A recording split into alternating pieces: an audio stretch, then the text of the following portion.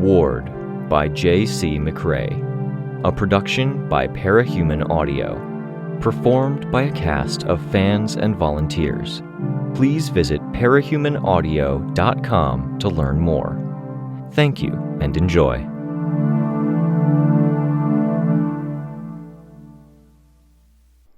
Flare.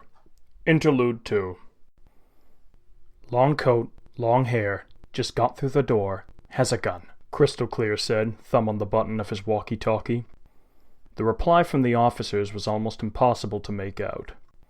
The status quo in quiet periods was for there to be two thinkers on duty at all times. They were meant to be in communication and watching each other's backs, and they were meant to be cooperating with the officers stationed at the portal. During the quieter times, it would have been less than perfect for his partner to be in the midst of the crowd, where it took effort for Crystal Clear to keep track of him and watch the man's back. Relay, one of his new teammates. It wasn't a quiet period, as one of the day's bigger trains had just arrived. There were supposed to be 4 people on duty, one shift nearly over, another just beginning, for twice the number of eyes and powers on the scene. Yes, it could have been an accident that the other 2 had yet to arrive, but accidents and coincidences could just have easily been contrivances at the hands of masterminds. The radios acting up didn't help matters. "Off the gun, good cat," the voice on the other side of the walkie-talkie reported, the static cutting off the very beginning and the ending. Sure enough, the officers had the woman in the coat. One of the officers had the gun now. "Red jacket, jeans, pointed boots, group of 3, Relay communicated. Words and ideas conveyed without being spoken. Not telepathy, not sound, but impressions. Crystal Clear's vision didn't give him color that wasn't the blurring around the white outlines that defined everything. Red jacket meant nothing to him. But he could see the crowd, seeing everyone at once, and he could check the shoes. It took some focus to narrow things down, to look for the pointed shoes, to observe for another few moments to see who was grouped up. 3 people, all about the same age, all men. Their heads radiated with distortions. Their focus not on anything in particular. He saw what they were dwelling on as a series of fractures, distorted angles, and breaks that surrounded them. These things suggested things about what was going on in their heads that were more limited to the moment, covering stresses in every sense of the word. Stress as an emotional upset, stressing the importance of something, stress as intention and wear. He was glad he could use the landline for this. The little room was separated from the portal and train platforms by 2 walls, one with a one-way pane of glass set in it.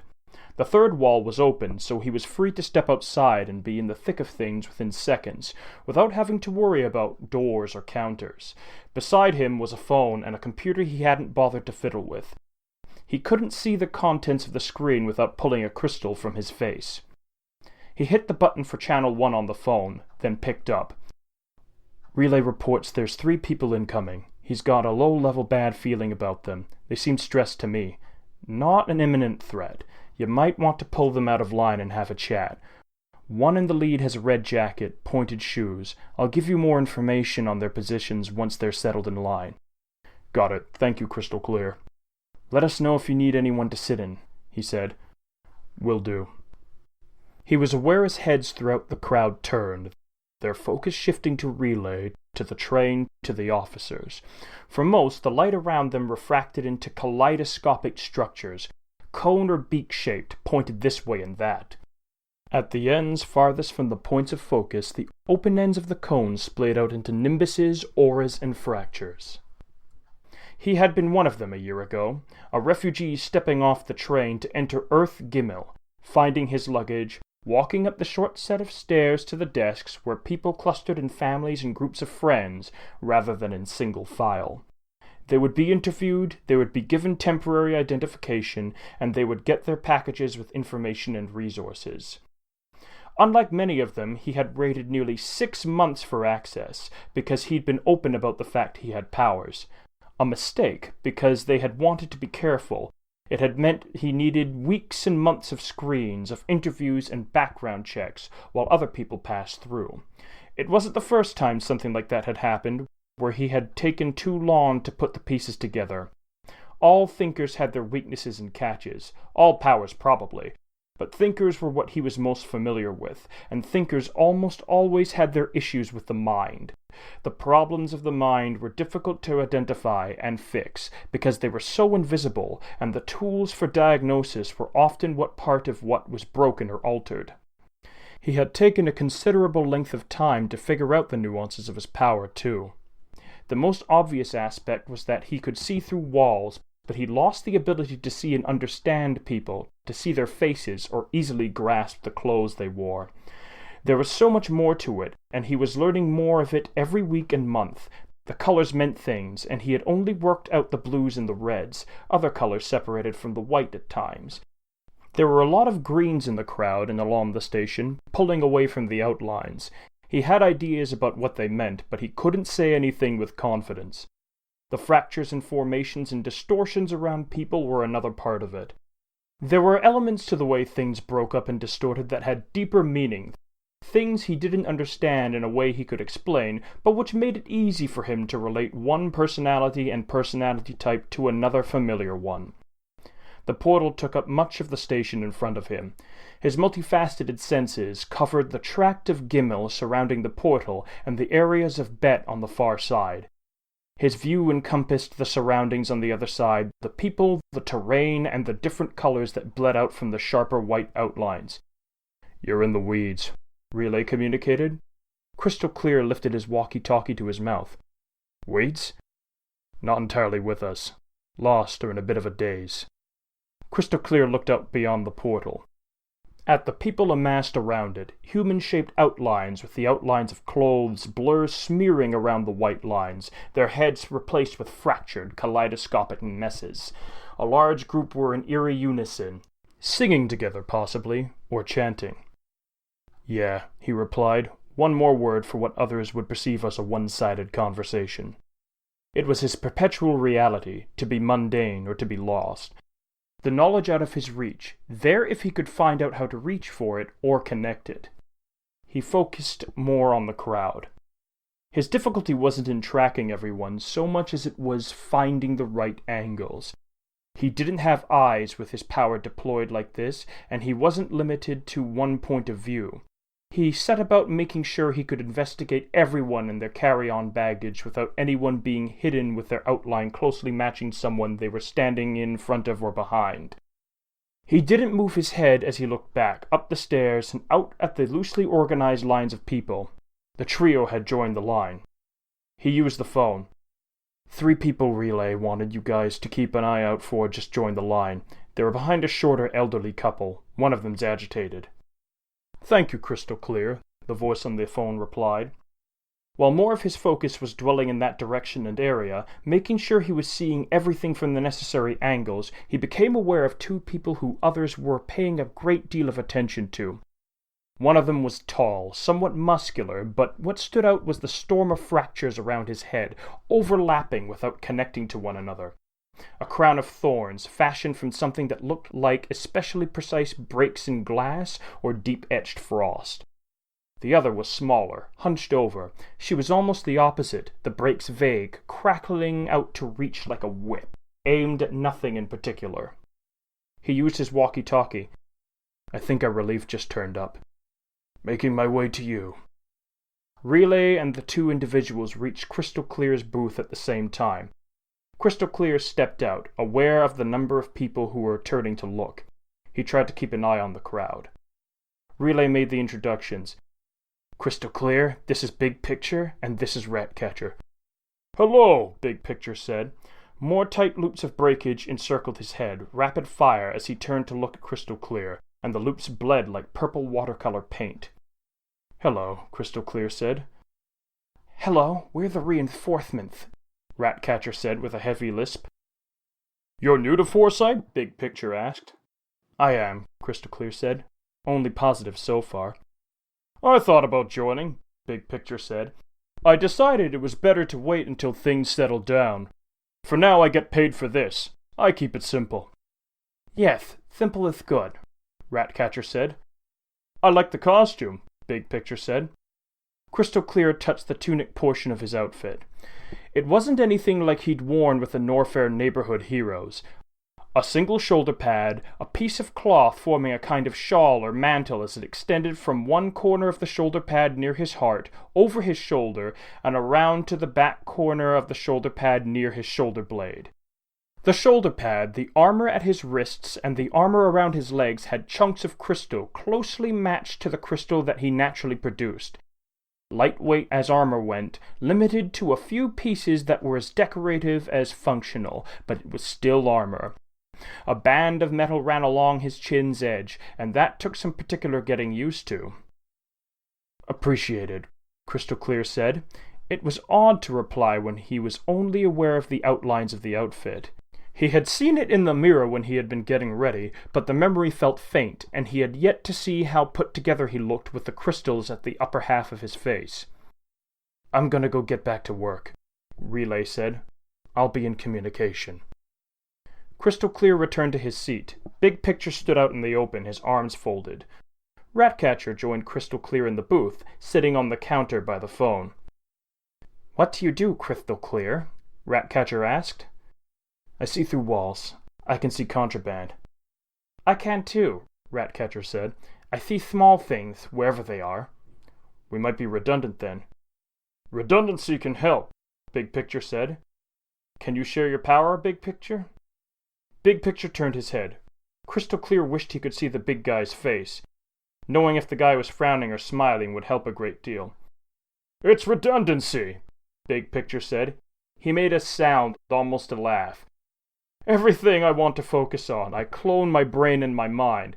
I can give each and every detail every bit of my attention, and I can slow down my perception if I want to study it more. There are a few other nuances, other things I can do with the parallel takes, sharing, but you don't need to know all the details." "You can spend the equivalent of a few minutes studying every possible clue?" Crystal Clear asked. "Weeks, months if I want." "Sounds as if it could have its drawbacks." "Don't we all?" Big Picture asked. Crystal Clear was aware that Ratcatcher wasn't alone. He turned his head a little, then pointed at the pocket at Ratcatcher's top. It was a sleeveless top, tight-fitting in the way a costume was supposed to be, but it had a hoodie-like pouch in the front. There was a small life form in there, the thing's perspective fuzzy in a way that suggested it was asleep, in whole or in part. Ratcatcher made a pleased sound, then reached into the pouch. The disturbance woke the creature, but she didn't act like it was upset as she held it in her two hands. Crystal Clear could guess what the thing was from its dimensions and Ratcatcher's name. "Does it have a name?" "Rasputin," Ratcatcher said. She picked up a walkie-talkie. "The attractive older gentleman in the pea-coat, hairy earth, and eyelashes to die for. Something thrown into the coat. Naughty." "I can see Ratcatcher's joined us." The walkie-talkie buzzed in response. The buzzing turned into crackling. "My colorful commentary."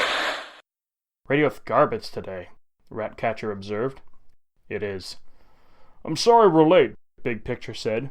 "Feels like we took a step backwards citywide. There's word of a potential transportation strike.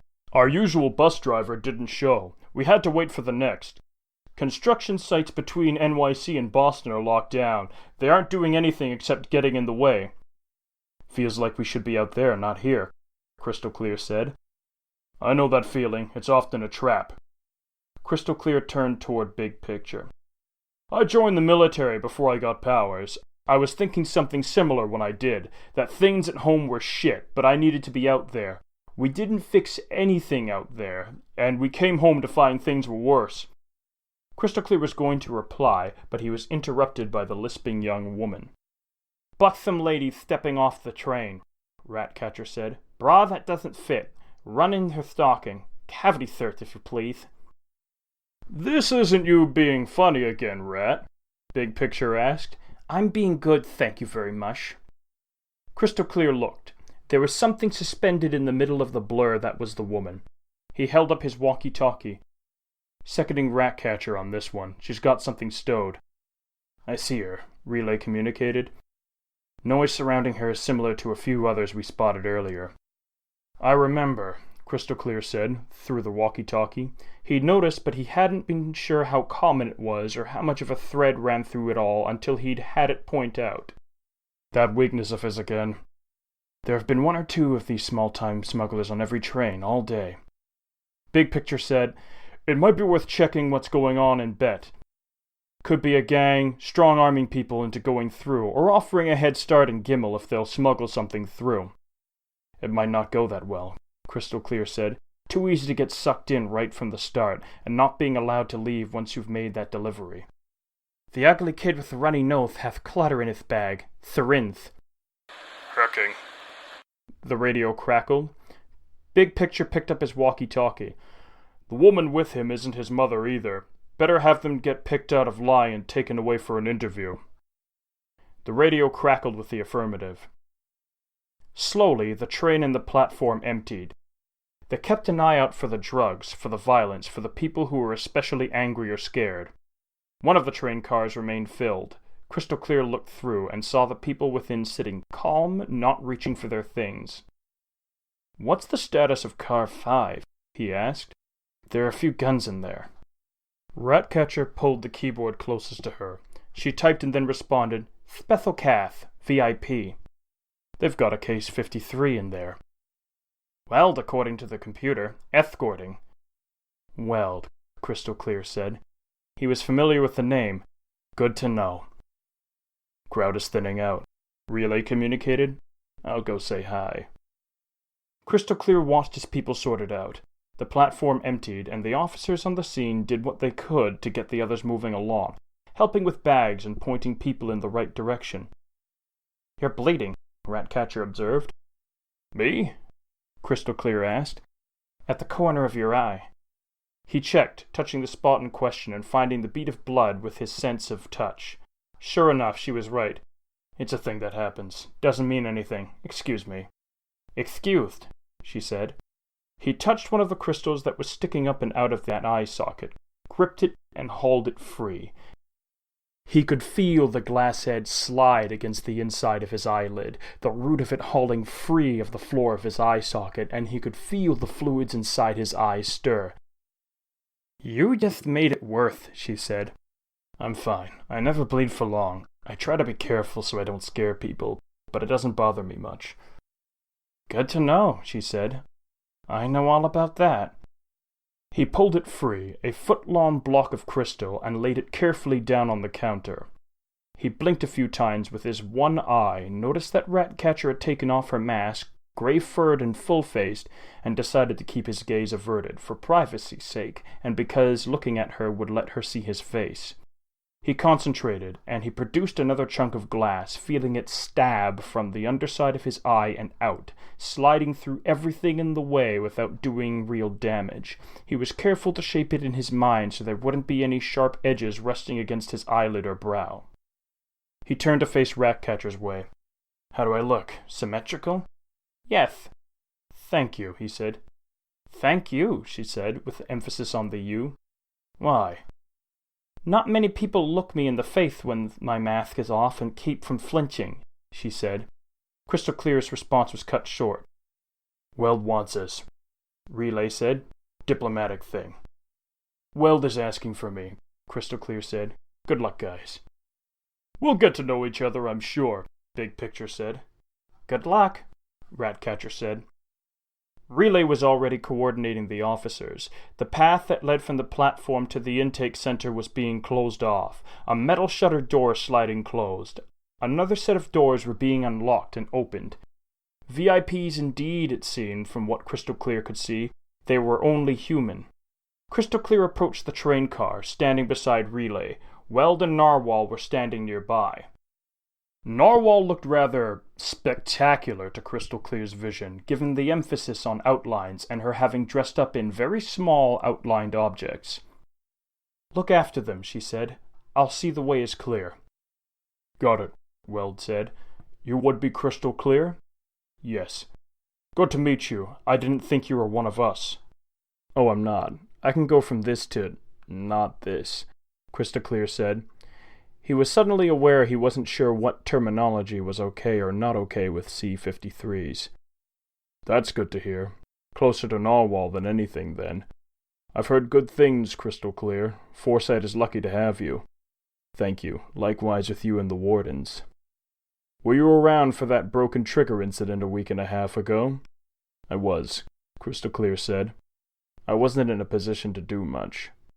This situation here follows from that. We've got visitors, and we want to keep things calm and safe. Foresight said we should make use of you and Relay to keep an eye on things. Ah, Crystal Clear said. All right.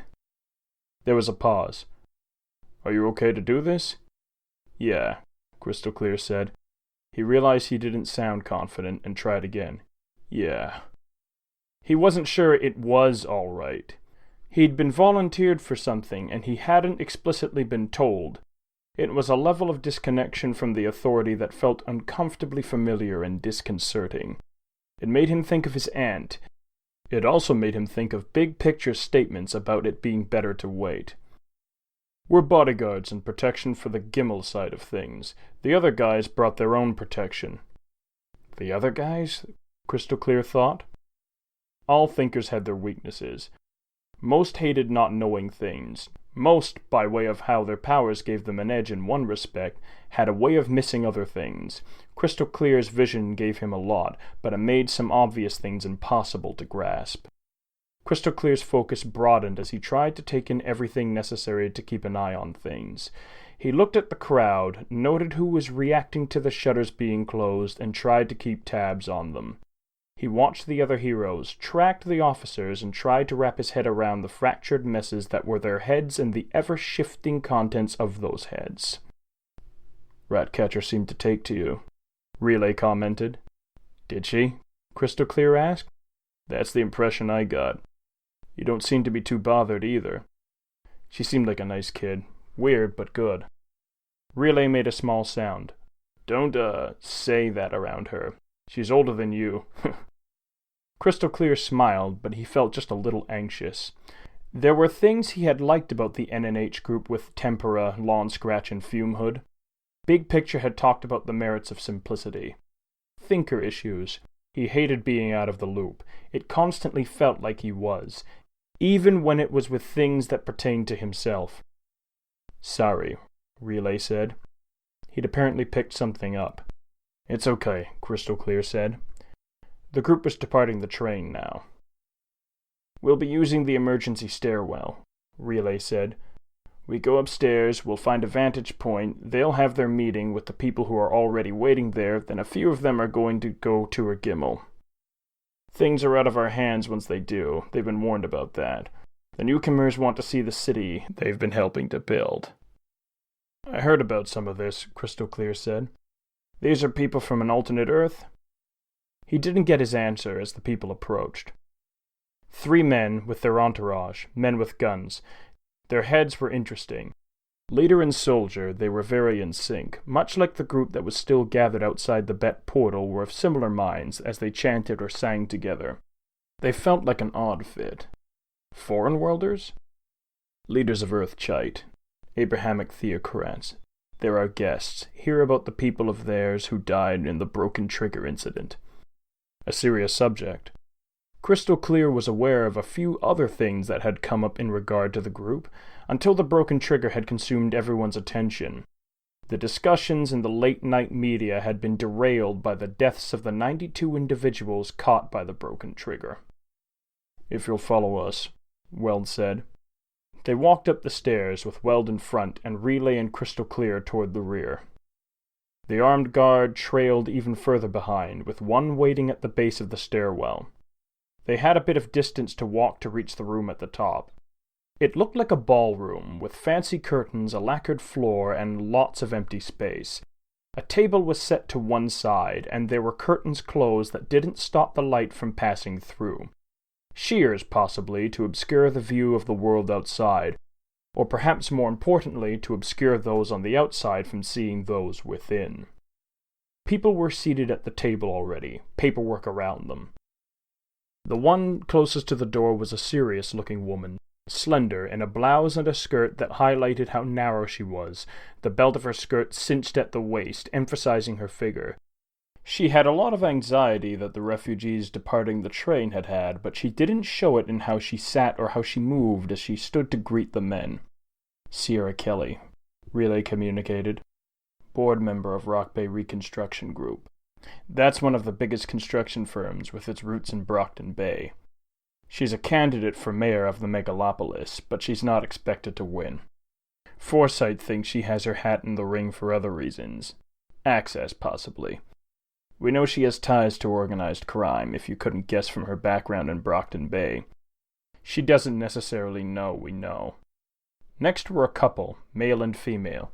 She wore a nice suit dress. He wore a dress shirt, slacks, and carried the paperwork. Their focus was sharp. They clearly worked well together from how well they coordinated. As with Big Picture, there was something else going on with the man's perceptions. He wasn't a cone. His perceptions were covering a lot of ground, and his fractures were very different from the norm. They were closer to being etches. Jean Wynne and her assistant, CEO of Mortari, second of the large construction groups. Jean might be too. She's a more serious candidate for mayor. She and a lot of others think she'll win. Crystal Clear was bothered that he was getting filled in on things he already had knowledge of, but felt disconnected in other things. He'd known about Jean. She had recently put up her proposals online for how she wanted and expected to run things if she won. The person who won mayorship of Gimel, if they weren't killed in an uprising, would likely go on to be leader of Gimel as a whole. We suspect the assistant is a parahuman. He was, Crystal Clear knew. He resolved to communicate that when he could. Others were named and identified by relay. Mr. Neves, another prospective mayor, though he didn't have the footing the others did, his chances were better than Miss Kiley's. Mr. Buckner was at the forefront of the burgeoning media enterprise in Gimel, bringing television to the masses. Stay put and stay quiet. The voice wasn't Relay's, but it was easy to imagine as Relay's with it being so vivid. Crystal Clear had a confused and fractured memory of his early childhood. The woman he remembered growing up with was not the woman he'd spent his late childhood and adolescence with. His aunt had explained the situation for him, saying his mother hadn't been well, he'd been taken away from her for his safety. She had said a lot of things over the years. He believed most, and because other things had occupied his attention, he hadn't given the remainder enough focus. Normally, trigger events emphasizing isolation, loss, cut ties, and betrayal tended to lead to master powers, or rather master powers tended to go to people who were going to deal with those situations. Any attachment he had felt to his aunt had faded over the years, long before he had triggered. She hadn't cared. So long as he behaved and didn't cause a fuss, she had been happy not to have to devote much attention to him. There was nothing lost, so that aspect of things hadn't factored in. So naturally he had avoided causing a fuss. It had only been later that their fragile reality had come crashing down around them. The police were closing in on him. He was no longer young, and where a young, clean-cut white boy had flown under the radar, a teenaged white boy with pimples hadn't. It had turned out that his aunt wasn't his aunt at all. Her only relation to him was that she had stolen him from his real mother. The questions had come, hours of interrogation, his lawyers guiding him. Hadn't he put the pieces together? Hadn't he seen? Why hadn't he asked more questions? He hadn't looked at what he was delivering to Holmes even once in the past few years? No, he'd said. No, he'd never looked. He had never really considered. He had only wanted to exist. The police had been upset, angry, hostile. His lawyer had been frustrated because anything at all could have led to a plea deal or him getting off free. His aunt and her boyfriend were upset because they blamed him for their being arrested and they had used a proxy to threaten him. He had been sufficiently scared and lost to trigger. Now he stood guard. He was trying to exist, to do what good he could, and he wanted to pay a little more attention than he once had, even as his power made that very easy on the surface and very difficult when it came to the deeper analysis. The initial introductions were wrapping up. The theocrats of Chite were saying a brief prayer, heads bowed. People settled into their seats, empty seats between groups serving as a kind of separation. War. One word. It had been said by the lead theocrat. No preamble, and it was enough to be followed by silence. I say it not because I believe in it or want it, he went on, but because the people at home wanted me to convey it. We've had a strong working relationship thus far, Jean said. We have, the theocrat said. Forgive me, Neve said. I'm lost. It came up before, but things got in the way. What exactly is the working relationship? Jean explained. Chite has graciously provided Earth Gmail with supplies for reconstruction. They supplied us with food and other things that enabled us to weather the first winter, a hard season. I remember, Neve said. I know this much, but what exactly did Chite get in the bargain? Goodwill, the theocrat said. Goodwill? Neves asked. We have an awful lot of very awful people at our disposal, to put things lightly, Kylie said. We don't really think anyone wants actual war, do we? As I was instructed, I brought it up, the theocrat said. It is officially on the table. Crystal Clear was still, listening. He didn't miss the glance that Weld and Narwhal shared. Neither of them budged an inch. Goodwill is a matter of faith, Jean said. The understanding was that they would share their excess out of the goodness of their hearts. We, in turn, would manage our own. 6 of Earth-Chite's citizens are dead. 5 godly men and a woman, all with their families. By all accounts, they died in a terrible, protracted way. Because of a broken trigger, Jean said. Outside of our control, surely you understand. These triggers, as we understand it, are the result of strife and upset. Your people were upset with how Mortari and RBR have handled your subordinate. Crystal Clear watched carefully, his eyes on all of the people present, on the nearby rooftops and on the area below, to make sure nobody was attempting entry. Jean and the theocrat seemed to be the ones in control over this conversation. Jean had a parahuman with her, and the parahuman was studying the room, but nothing suggested he was communicating with his superior. Nothing about the way things refracted and moved around his head, nothing about the colors. Purple here and there, but spotty, brief. If she was a superior at all, that was, it was very possible the assistant was the one truly in charge. What would you have us do? Kylie asked. The theocrat answered, We want you to be in control. Control your people, organize, avoid similar situations. We are happy to be generous to our less fortunate neighbors, but we cannot have your troubles become our troubles. We're working on that, Kylie said. Are you married, Miss Kylie? The theocrat asked. I don't see how that's relevant. That would be a no, then. I prefer to work with married individuals, like Mrs. Wynne here. They understand the difficulties of a long-term relationship and the compromises and deeper knowledge it takes to make things work. I wouldn't be where I am if I wasn't competent. Trust me, Mr. Aguirre, I've earned my place. So I've heard, the theocrat answered. His tone was such that it was cutting a response as an outright denial or dismissal. Mrs. Wynne, you're prepared to organize and control things? We've already taken steps. You'll see measurable change in the coming weeks. Good. Miss Kylie, you're welcome to prove me wrong in my judgment about you. A lot depends on this. We are happy to keep supplying you with everything you could need. We believe in generosity, but it's contingent on your successes. We know which pies each of you have your fingers in. If one of you succeed, we'll gladly back you. If both succeed, we'll back you both. If others step up and prove themselves, we'll back them. Provided we do well enough at making the most of what you provide. Please don't disappoint, the theocrat said. He placed his hand on the paperwork in front of him. You know what's on the table. Miss Kylie said, I don't think I'm in your good books, Mr. Aguirre. I think I don't lower myself any further in your eyes by saying this. What you say or don't say has little to do with what I feel about you, Miss Kylie. I believe in deeds. You do not want a war with Gimel. We have so very little to lose, and I can tell you I know this very well. We have some very awful people at our disposal. You can threaten bombs and armies. We can threaten nightmares come to life and life turn to nightmares. I believe you, Aguirre said. I know the kinds of people you interact with, Ms. Kylie. Part of the reason I'm here is that I've worked directly with some individuals in the situations of that breed who appeared in Chite.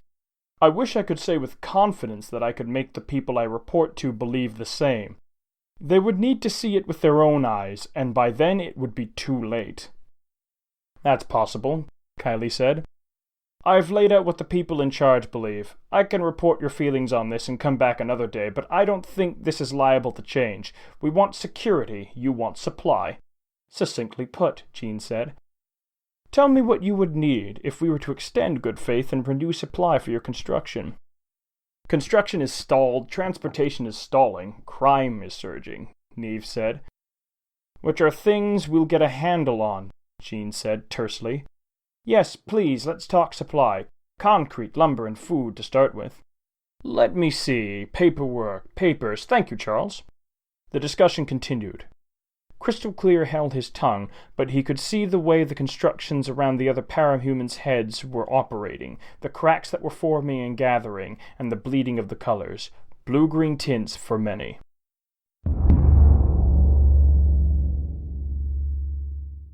They've been giving us supply for nothing?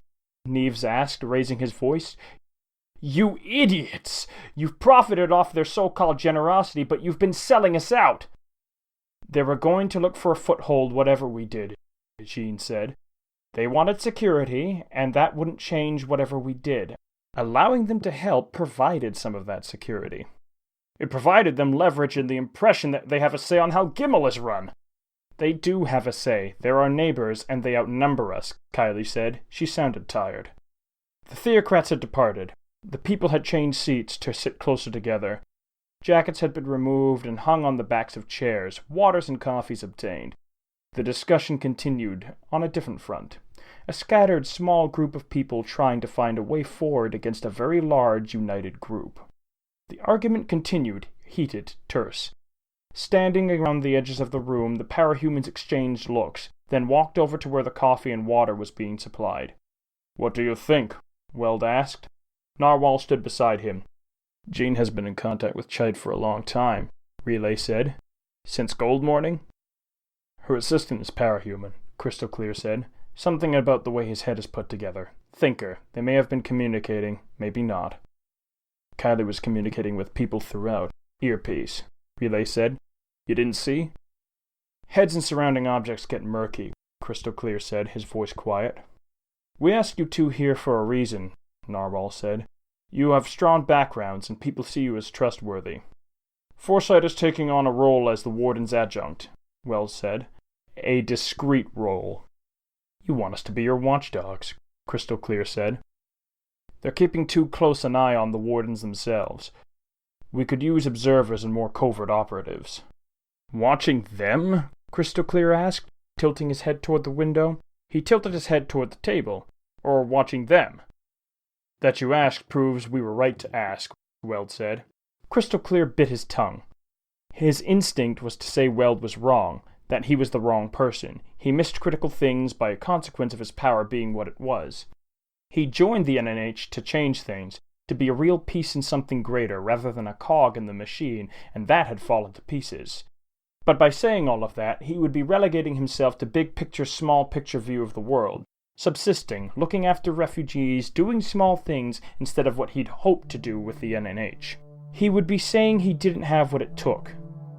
I'm in, Relay said, but you already guessed that. Yes, Narwhal said. Crystal Clear? Crystal Clear nodded. I will. One question, though. Ask. If you have us doing this, what do you have Advance Guard and the Attendant doing?